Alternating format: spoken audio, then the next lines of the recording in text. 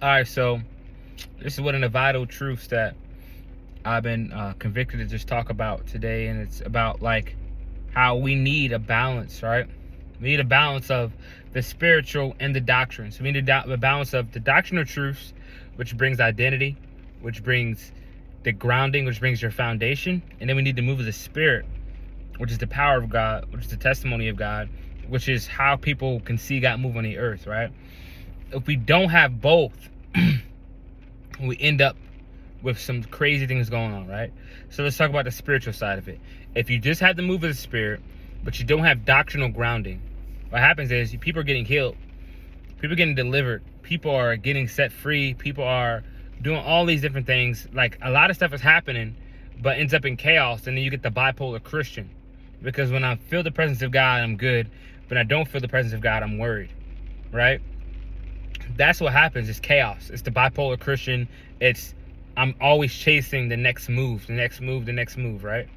Now, on the other side, there's just doctrine, and there's no move of the spirit. What happens there is you have a lot of self-righteousness.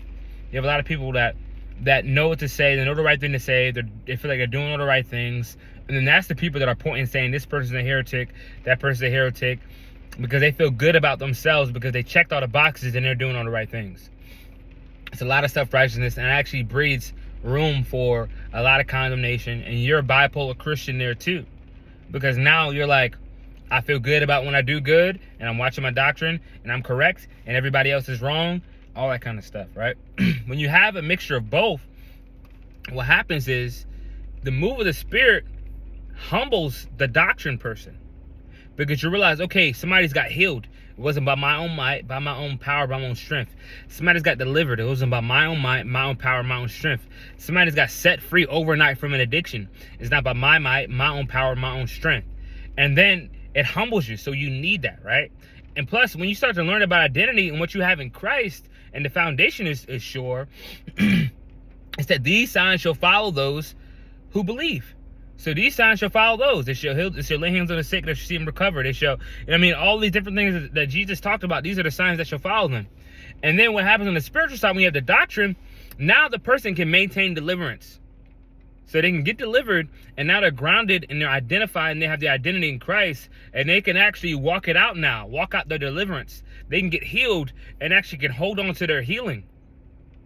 They can get set free, and they can actually hold on to their being set free. They can literally, like, whether they feel the presence of God or not, they're inspired to worship because of their identity, and know this is who they are regardless. And the presence of God meets them wherever they are, whether it be at work, whether it be in their car, whether it be wherever. Healings can take place on the streets.